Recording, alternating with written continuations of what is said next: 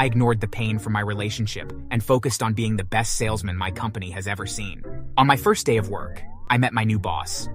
This is where things started getting even worse. He introduced himself as Mr. Lander, and he was tall, fat, and balding. I will never forget the first words Mr. Lander said to me. "What are you doing here? Who the hell hired you?" "What did you just say? Today is my first day, and I will be one of the best salesmen you have ever seen. Just wait."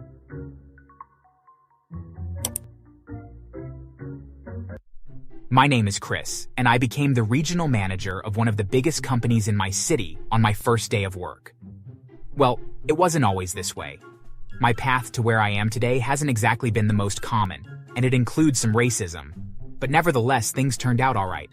I can't wait to share my story with you all. It all started back when I was first hired to be a salesman. I had seen an ad in the newspaper and was convinced by my girlfriend to apply for the job. My girlfriend's name was Kelly, and it took me a little convincing, but eventually I gave in and decided to apply. However, deep down, I was extremely nervous.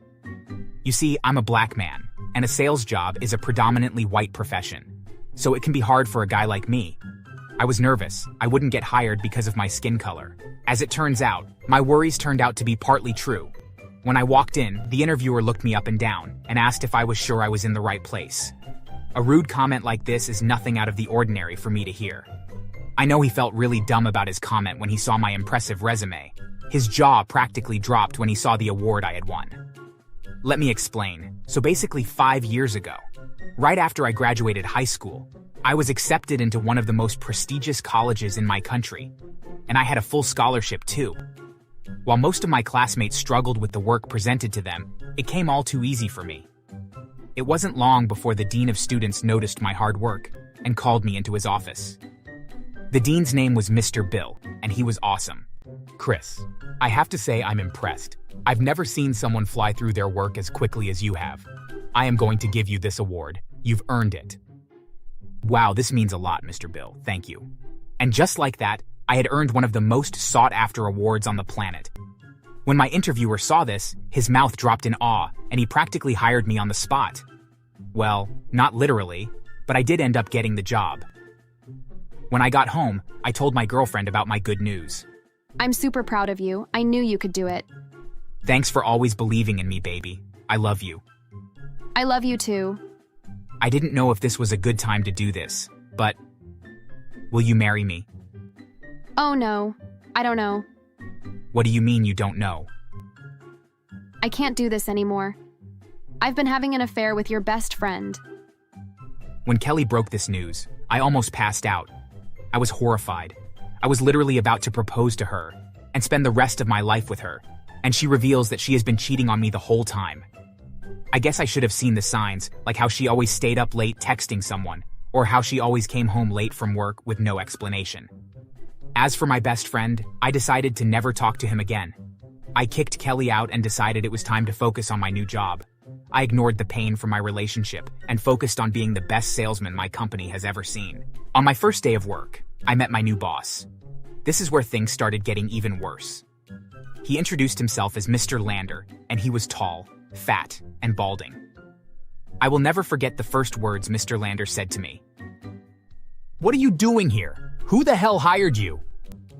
"What did you just say?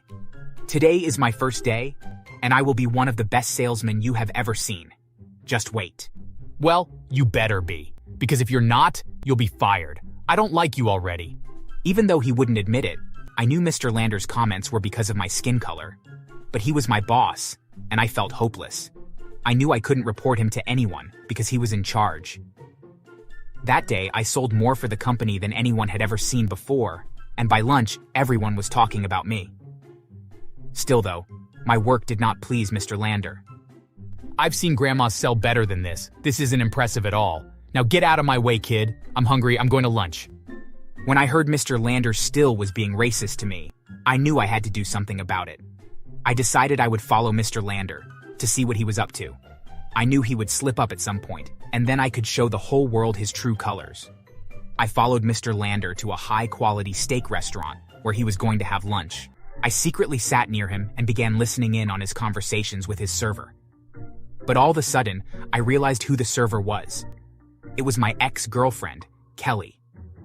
She must have got a job here after I kicked her out since she needed money to afford a new apartment. But I didn't let myself get too distracted by this. I had to stay focused. When Kelly brought Mr. Lander's steak out to him, it started to get crazy.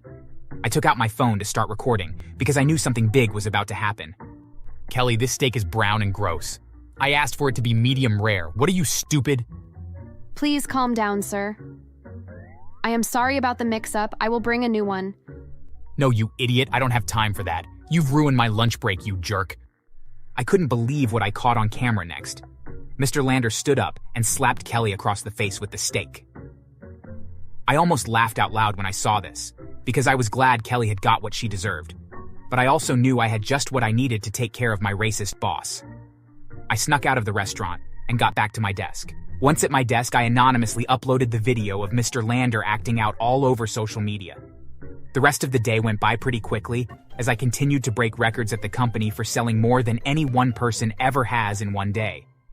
When the end of the day finally came, I checked my phone and saw that the video had gone completely viral and was being watched by everyone in the office. Everyone gasped as they saw how truly evil their beloved boss really was. Who did this? Who uploaded this horrible video? Maybe next time you will think twice before being racist. Was it you?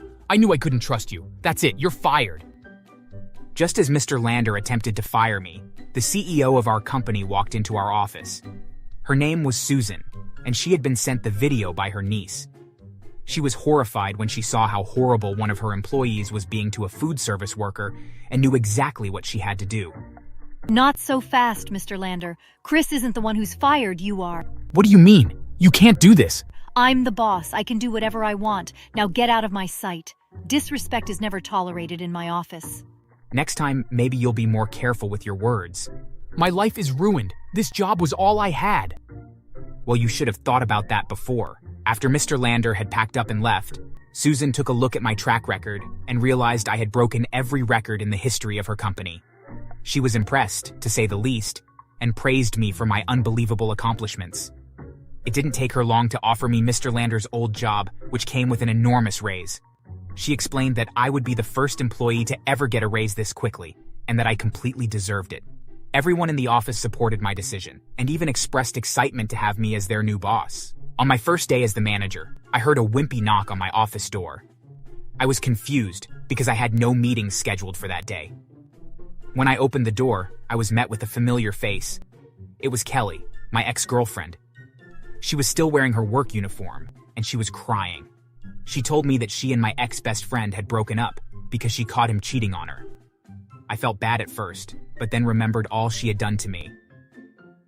I see you're doing great now. That's right, I'm the boss now. If you still had that ring, I was thinking maybe we can still get married. I changed my answer. I want to get married now. Sorry, that question has expired. I think I'm going to enjoy being single for a while, and enjoy all this new money I'm making from my huge raise. Upon hearing this, Kelly began to throw a temper tantrum, and began breaking pictures in my office, as well as throwing things at the windows. She even managed to completely break one of the windows.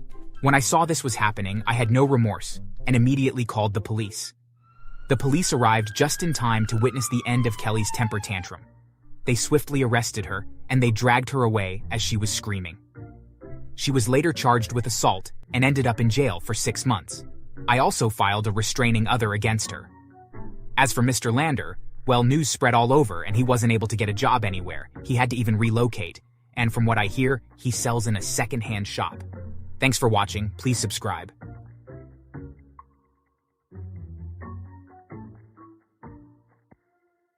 Her parents weren't the only ones being mean to me. Her siblings joined. 1 week after I was almost kidnapped, I was stopped in the streets by her siblings and their college friends. They took me to a quiet place and rained every vile racist word they could think of on me.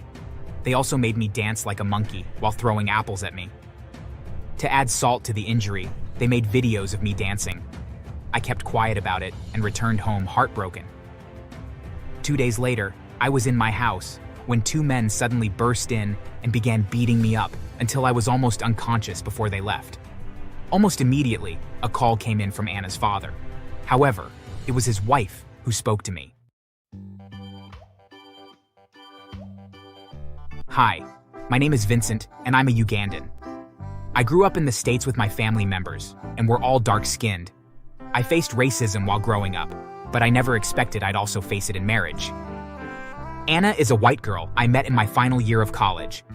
The first day we spoke was when she comforted me after my college friends refused me to eat with them any longer because they didn't like how they were often mocked by others for having a black friend. It was quite a shameful scene as they practically yelled at me. I stood in shock for over a minute before I finally got the courage to walk out. While I was sitting and being sad, alone in the library, Anna came up to me. Prior, we'd never spoken, so I'd thought she had come to mock me. However, I was surprised when she handed me a handkerchief. Dry your tears. I didn't know I was crying until she did that.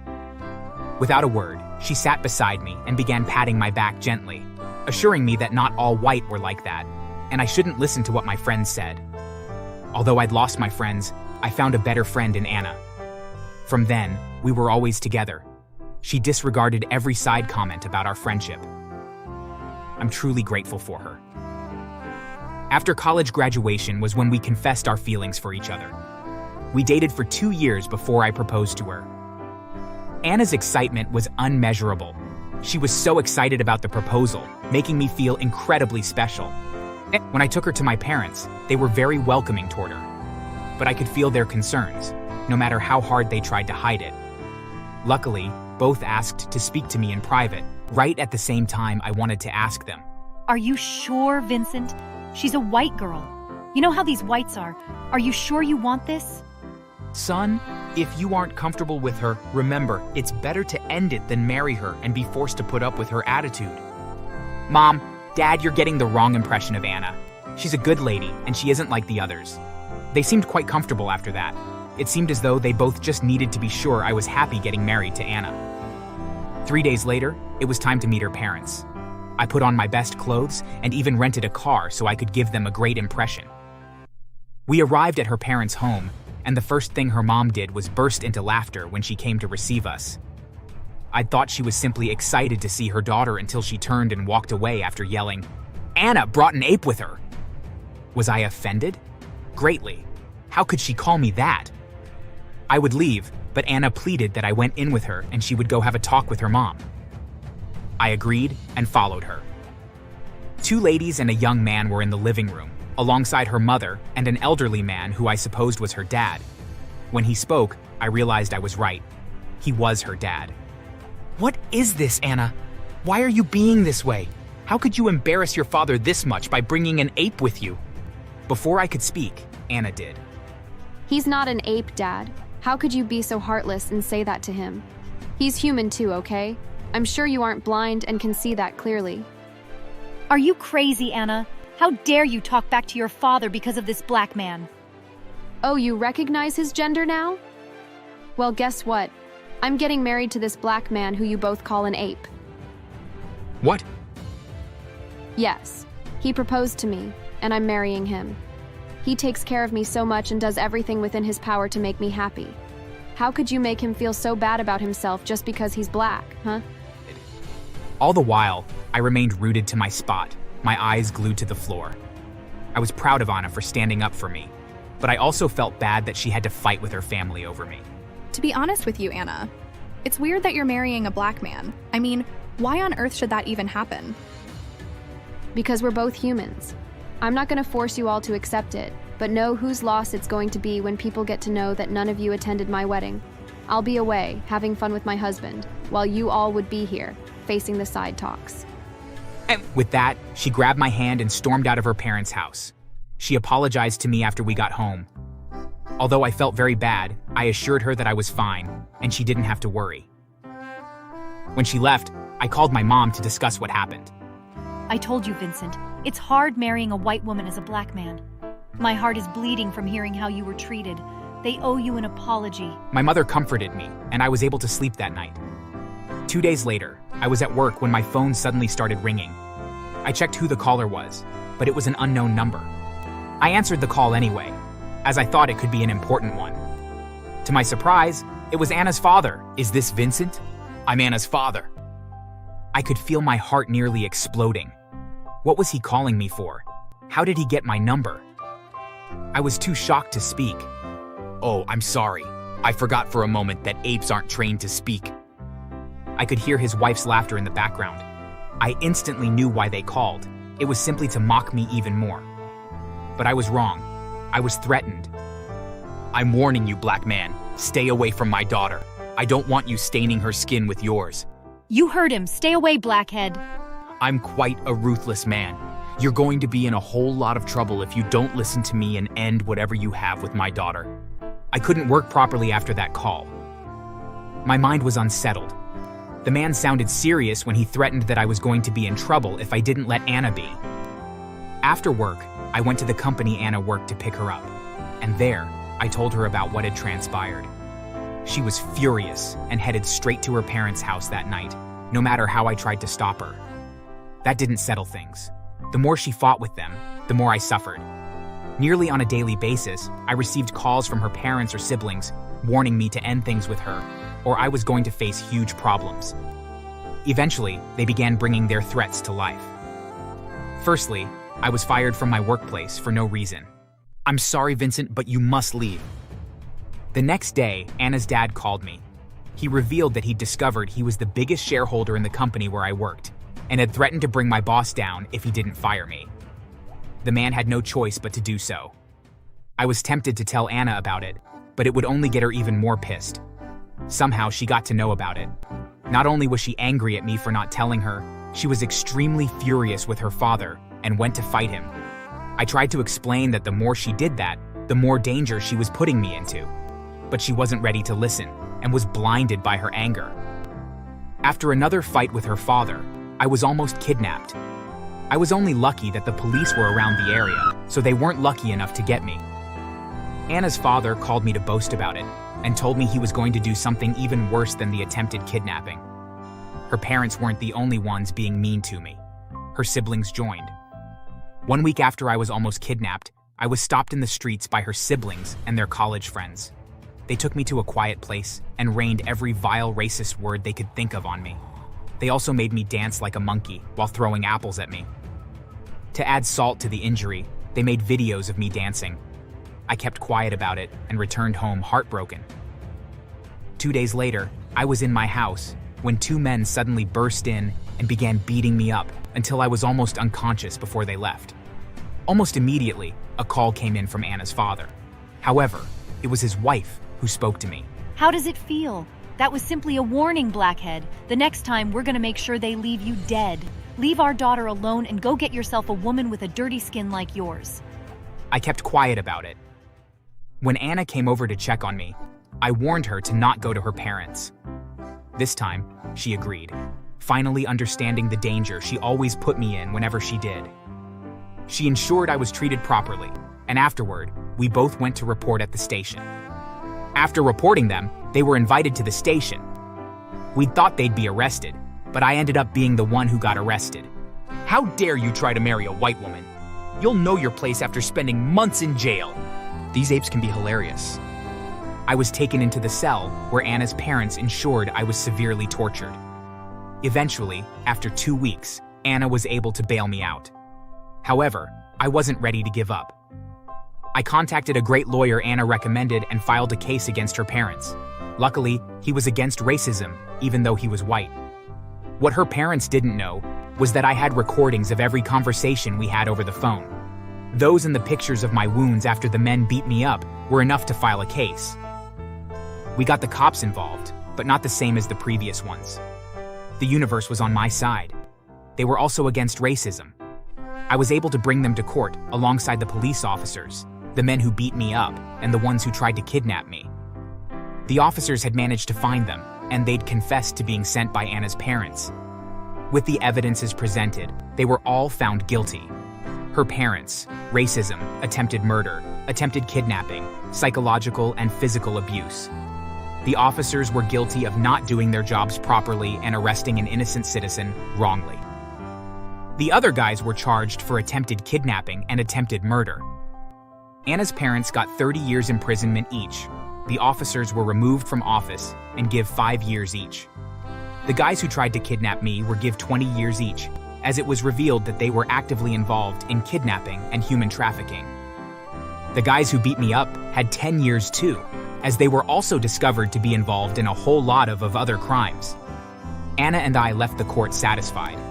As for her siblings, Anna abandoned them to take care of themselves all alone after we made them delete the videos they took of me. We also made sure their friends did the same. They were still teenagers, but also racist. So we refused to forgive them. With the support from my parents and our friends, we went on to have our wedding and enjoyed it. Her siblings came to the church to ask forgiveness, just before Anna arrived, but I chased them off and warned them to never show their face to us again, or they'd have to face our wrath. That was the last time they showed their faces to us. It's been 5 years now, and Anna and I have had 2 children. One who's dark-skinned and another who's light-skinned. We've vowed to protect them from racists. Oh, by the way, her siblings now live in a smaller house which wasn't easy to even rent because everyone knew them in the town as racist and didn't want to rent them a house, and their new landlord is a black man. I wonder how they feel. We heard their car tires are constantly slashed by people who hate them in the neighborhood. They couldn't finish college and also sold off their parents' mansion to feed themselves. 2 are working part-time jobs in different restaurants, and the 3rd is still jobless. Do we care? Of course not.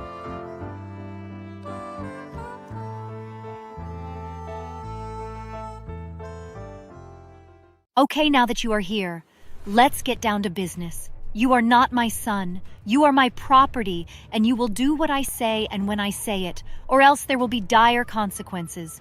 To illustrate her point, she grabbed a leather belt and slammed it hard onto a table. The snapping sound reverberated in my head and nearly made me pee in my pants from fear. I somehow just knew that if I disobeyed, that she would use that belt on me. You are still little, but you will work hard, and I will give you food and a roof over your head. Do you understand me? Yes, Mama, I do. I am not your mother. To give birth to someone as filthy and inferior as you would disgrace me. I would sooner take my own life before giving birth to someone that wasn't white. Never say that word again. If you must address me, then call me ma'am or master. Is that understood? Yes. Master, I'm sorry. Good. Now I am going to show you how to do the dishes and wash the floors. I expect you to do them every day from now on. Is that understood? Yes, ma'am. Karen then proceeded to show me how to mop and sweep the floor, as well as how to wash all the dishes by hand. It was hard putting them away since I was so short. Hi there. My name is Carl, and I know that many people have rough childhoods, but I think mine was especially harsh. I say that because, well, let's just say that I ended up getting revenge. You might think that I went a bit overboard, but that's something you will have to decide for yourself. Let me start off by saying that I was born to very young parents. Neither my mother nor father knew what to do with me since they were essentially just kids themselves. Since they couldn't afford to care for me, they gave me up for adoption. Of course, this happened when I was just a baby, and I didn't realize what was going on, but I found this out later. More on that in a bit, though. I was in the adoption system for quite a few years, sadly. It was really lonely, but eventually, at the age of 7, I was adopted by Karen. The adoption agency was confused why a single white woman would want to adopt a black boy, but Karen convinced them that she merely wanted to give me a good home and to love me unconditionally. That, of course, was a complete lie, as I found out when I got to my new home.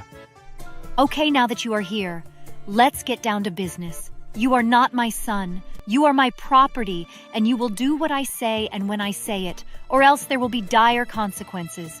To illustrate her point, she grabbed a leather belt and slammed it hard onto a table. The snapping sound reverberated in my head and nearly made me pee in my pants from fear.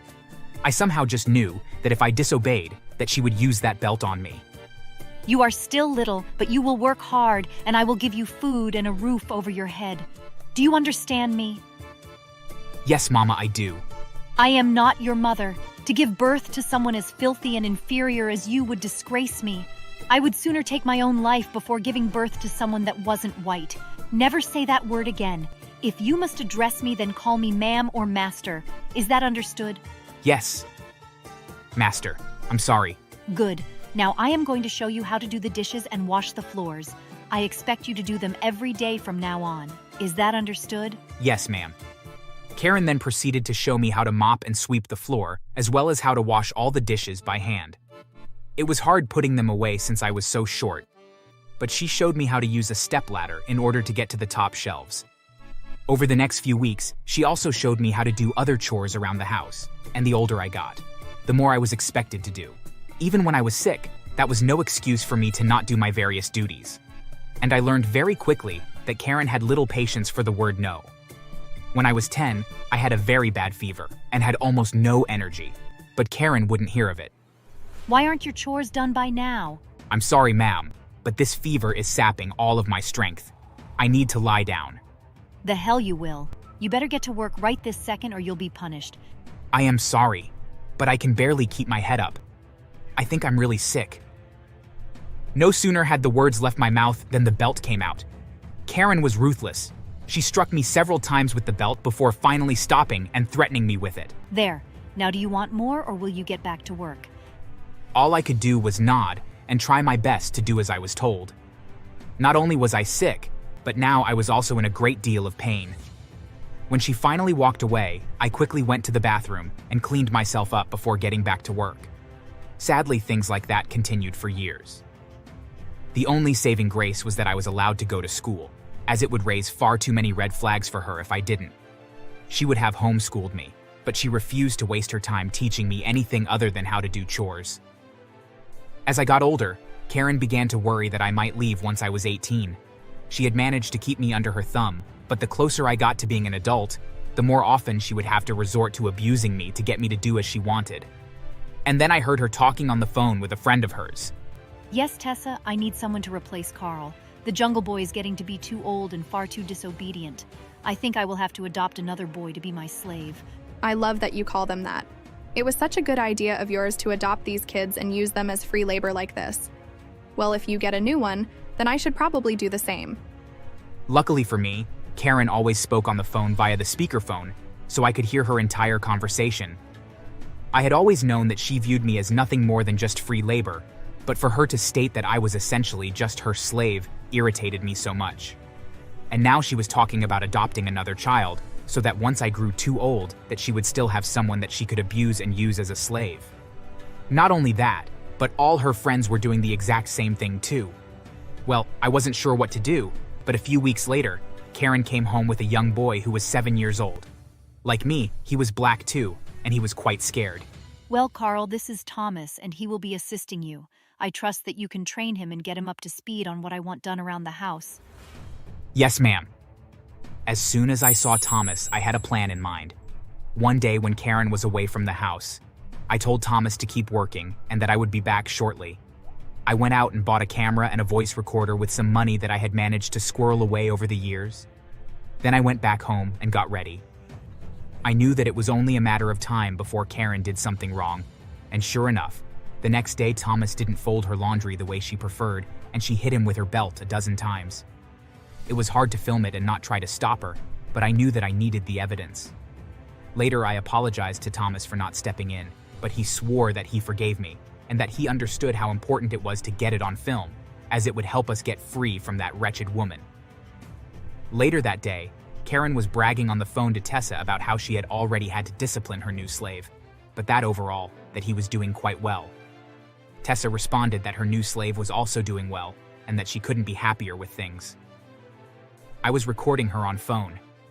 I couldn't help but smile broadly, as I had more than enough for what I wanted to do. The next time that Karen was out of the house, I went to the library and anonymously posted the videos and recordings I had made onto various social media sites. I hoped that people would see them and take action on our behalf, but boy, was I underestimating the backlash. The very next day, Karen was assaulted while walking through the neighborhood. Somebody walking down the street ran up to her and knocked her unconscious. People even threw bricks through the windows of her car.